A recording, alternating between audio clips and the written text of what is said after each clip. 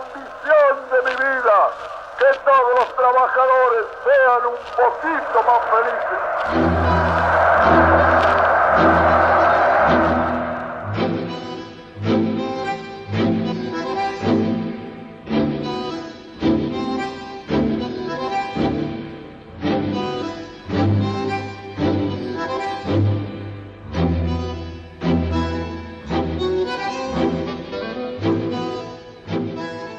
Conforme pasan los años, el peronismo se convierte más y más en un mito, con múltiples aristas, una de las cuales tiene que ver con los orígenes de su creador, de Juan Domingo Perón. Hay quienes dicen que Perón era un aristócrata, hay quienes dicen que Perón era un plebeyo, hay quienes dicen también, desde sus antípodas, y de una manera muy agresiva, que Perón era una especie de bastardo. ¿Qué puedes decirnos de esos orígenes, Gabriel? Bueno, yo creo que el maridaje que hay entre historia personal y características del peronismo como movimiento político, por la impronta de su creador, son hasta diría bastante excepcionales en relación a otros movimientos políticos. Perón, vamos a empezar por el final, ¿no? Vos lo dijiste también de algún modo, es un plebeyo. Perón es un plebeyo, por origen, por formación y creo que por adscripción personal. Él ascribe una forma de ver el mundo propia del plebeyo, que es una condición de buena parte de la dirigencia política argentina, de muchos de los integrantes de su élite. Y vos lo decís de alguna manera en contraposición a lo que pasa en otros países de Latinoamérica. Sí, bueno, en el caso de Argentina respecto a otros países de América Latina es muy marcado eso, ¿no? Pero no es ajeno, como decíamos, por su origen, por su formación intelectual, por su paso por el sistema educativo formal. Perón es hijo de un funcionario judicial, de una mujer de origen tehuelche, su madre lo es, su abuela.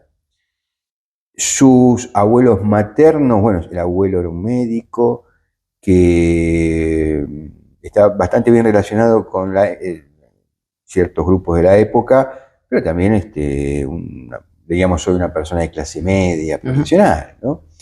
Y Perón nace en ese ambiente y recordamos a quienes no lo conocen porque no están tan familiarizados con la historia argentina, Perón nace en Lobos, en 1895, el 8 de octubre, a 100 kilómetros de la ciudad de Buenos Aires, un paraje que en aquel entonces todavía tenía más que ver con la línea de Fortines en la lucha contra el indio, que con lo que es hoy una ciudad siempre ligada a la actividad agrícola ganadera, una zona de tambos, una tambera. ¿Perón oculta estos orígenes? ¿Oculta el origen de su madre, tehuelche? No, al contrario, está orgulloso.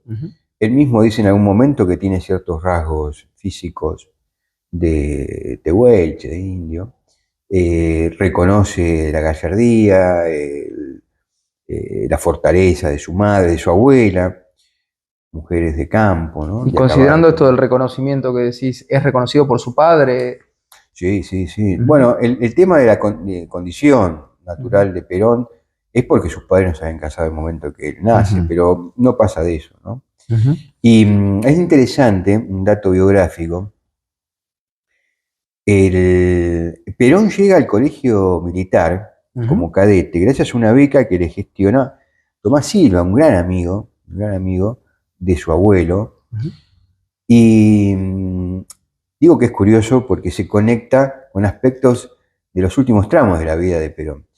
Don Tomás Silva, un médico que, si mal no recuerdo, pasó por la guerra del Paraguay, ¿no? Era miembro de la masonería, de dos logias, ¿no? Seguramente su abuelo también. Digo esto porque después, en el final de la vida de Perón, a su regreso de Italia, se decía... Estamos hablando del año 1973, 72, 73. Claro, se decía que había tenido vínculos con ciertas logias italianas, ¿no? E incluso, haciendo este paralelismo también, se hablaba de un Perón en el 73, de un Perón liberal, si se quiere. Sí. ¿Hay algo de liberalismo en su formación originaria? Sí, eso es muy interesante también. Y se conecta también con los primeros años de juventud, ¿no? Y de adultez.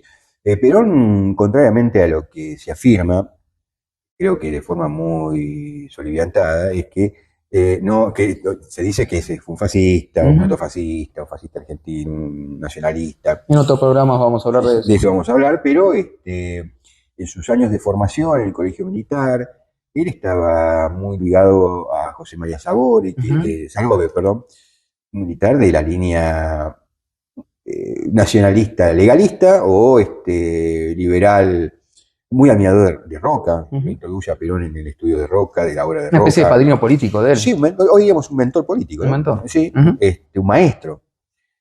José María Salove, decíamos también. Esto es muy curioso. Cárcano, una figura emblemática del conservadurismo cordobés, también estuvo muy cercano a Perón, fue funcionario de Perón en Previsión Social, pero nos lleva ya con... Cárcano recomienda a los seguidores del Partido Demócrata Cordobés votar a Perón, y es junto con Salove, que lo vamos a ver también un poco más adelante, cuando hablemos de política internacional, uno de los que aconseja a Perón acercarse a Brasil. Tejer vínculos de amistad con Brasil, ¿no? Fortalecer las relaciones internacionales. Igual vamos a profundizar más adelante en eso, pero no era la doctrina de la época, digamos. No, claro que no, sí. Y en el caso de Perón, te digo, hay un historiador argentino, Claudio Chávez, que es un defensor de esta tesis del Perón liberal, ¿no? Que yo creo que tal vez no se podría suscribir totalmente, porque si bien tiene simpatía por Roca, habla bien de Alberti también, Perón, decir que era liberal, tal vez porque suena un poco fuerte, ¿no? Pero es interesante para contrarrestar ciertas opiniones que lo ponen a Perón en lugar de un fascista criollo. Un Perón simplificado, que es de alguna manera lo que con estos programas vamos a tratar de evitar, ¿no? Sí. Te doy otro dato más en relación a esta cuestión del fascismo de Perón, que seguramente, como decías vos, lo vamos a profundizar más adelante. Perón está de la vereda de enfrente, en el golpe del 6 de septiembre de 1930, la vereda de enfrente de Uriburu, que era justamente el general fascista. El proyecto político de Uriburu era un proyecto corporativo al estilo mussoliniano. Hay un informe de Perón. Exactamente, sí. Es muy interesante eso también, muy oportuno que lo recuerdes, porque Perón hace un informe, un documento, donde analiza las circunstancias del golpe y lo que iba a venir después, y recomienda no apoyar, no seguir la línea de Uriburu, sino la de Justo. Este general radical, no con simpatías con el radicalismo, no radical. Radical antipersonalista. Antipersonalista, y esa es la línea que apoya a Perón, ¿no? Ahora, hablábamos de un informe, y también uno de los debates que hay en torno a la figura de Perón es si realmente puede ser considerado un intelectual y si los libros que figuran a nombre de él realmente los escribió él. ¿Qué tenés para decir de eso? Sí, él fue un escritor prolífico, uno de los presidentes argentinos que más ha escrito, si se suman los libros, discursos, que es en general lo que se hace, ¿no? Con un político, un estadista, un dirigente de renombre, se toma toda su producción por un discurso elaborado por escrito, es una pieza que va a integrar otros cuerpos doctrinarios. Pero Perón sí escribió mucho, escribió desde muy joven, siempre se interesó por estas cosas de la toponimia tehuelche, del lenguaje de los tehuelches, y obviamente sobre cuestiones militares. Conducción política. Y conducción política posteriormente, ¿no? Claro, pero en sus orígenes, como escritor de temas militares, la cuestión del Frente Oriental en la Primera Guerra Mundial, la estrategia de aproximación indirecta, que utilizó tanto él después, por ejemplo, en sus experiencias con el GO, ¿no? Y se escribió sobre la guerra ruso-japonesa. Y después, ya más avanzado en su etapa adulta, cercana al poder, sobre conducción política, una cantidad de textos sobre sociología peronista, ¿no? Ahí que hablas de sociología peronista, un último punto podríamos tocar en este programa y que también es una de las aristas más polémicas y más teñidas de mito, es cómo considerar doctrinariamente al peronismo y puntualmente a Perón. Es decir, ¿es Perón una especie de fascista criollo? ¿Es Perón simplemente un anticomunista? ¿Es Perón un pragmático? Incluso en la arista económica, que vamos a hablar más adelante, se lo puede considerar un keynesiano. ¿Cómo situarías ideológicamente a Perón? Bueno, siempre que hablamos de estos de récord, ¿no? Para una ocasión como esta con vos, yo siempre te respondo lo mismo, que es un poco de todo eso, quizás, ¿no? Sin ser nada, en definitiva, nada de alguna de esas caracterizaciones. Yo disiento, así como disentía con esto de que era un nacionalista católico, ¿no? Que fuera Perón un fascista y que el peronismo sea fascista. Eso, creo que hay suficiente evidencia histórica y mucho trabajo elaborado sobre su doctrina y pensamiento del peronismo, del justicialismo, que permiten afirmar que no era fascista. Obviamente, me dirás, la Carta del Laboro, sí, le pareció oportuna, interesante. Hay algo ahí también con sus viajes, ¿no? Los viajes, él toma contacto con el fascismo, visitó varias ciudades europeas, 30 ciudades europeas en 2 años de viaje. En un libro muy interesante para quienes estén interesados en estudiar estos temas, de Ignacio Coplet, analiza las cartas de ese periodo de Perón, acerca de la impresión que tiene del fascismo y de Mussolini. Dice que sí, que la Carta del Laboro es una forma de resolver la cuestión social, de avanzada. Le parece interesante cómo el fascismo incorpora a la mujer en la vida política. Y hay una carta donde le cuenta que le parece, la figura de Mussolini le parece una figura un poco exótica, sus movimientos y demás. Aclaremos que de Mussolini han hablado bien, obviamente contextualizado, ¿no? Figuras como Churchill y como von Mises, ¿no? Son los tiempos era algo históricos, de la época, de ¿no? la época, ¿no? Y obviamente von Mises lo dice en relación a otras cuestiones, y Churchill también, ¿no?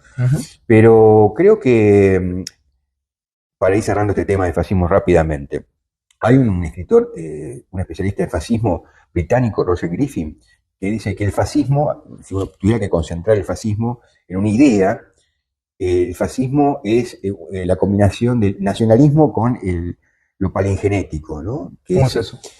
Claro, dice, bueno, muchos han hablado del fascismo.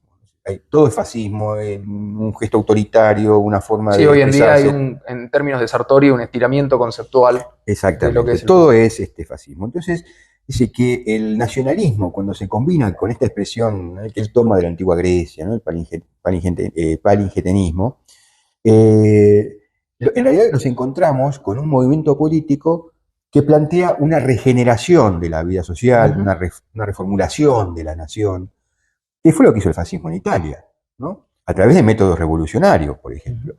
Ese es digamos, el ADN del fascismo genérico, ¿no? Algo que también se lo llama también, se le conoce como uberfascismo, ¿no? Ese fascismo originario. Y lo conceptualiza muy bien Roger Griffin. Y yo no encuentro eso en el peronismo y creo que tal vez vos coincidas conmigo en eso, ¿no? Que no hay un intento de regeneración de la vida social. De hecho hay más de un intento de Perón de recuperar próceres de antaño, incluso próceres que habían sido olvidados, y un reconocimiento de figuras como Roca, como San Martín, obviamente Rosas. Y bueno, vos mencionabas que tiene algún hasta gesto elogioso con Alberdi. Sí. No hay en el peronismo una intención de hacer borrón y cuenta nueva, como pasaba claramente en el fascismo italiano, ¿no? Bueno, el fascismo italiano se proponía tirar por la borda todo aquello que no tuviera que ver con la regeneración del Imperio Romano. Era el proyecto explícito, claro, que tenemos que ser la nueva Roma, ¿no?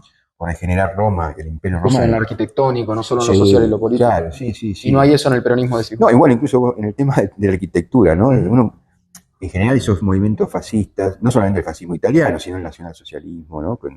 Tiene una arquitectura. Sí, seguro. Hay una arquitectura, ¿no? Hay un intento hasta de regenerar las propias ciudades. Y en el peronismo eso no hay una arquitectura peronista de la vastedad y el alcance que tuvo. Y no por una falta de recursos. No, claro. Simplemente no estaba en la agenda. No, el peronismo respeta bastante la ciudad de Buenos Aires, sí, claro. La arquitectura, no hay muy pocas intervenciones urbanísticas de gran escala del peronismo, salvo algunos complejos habitacionales, pero la respeta, ¿no? Y creo que en eso, esa definición que da Griffin es muy, sirve para orientarse en esta cuestión de elucidar el origen ideológico del peronismo y de Perón, ¿no? Gracias.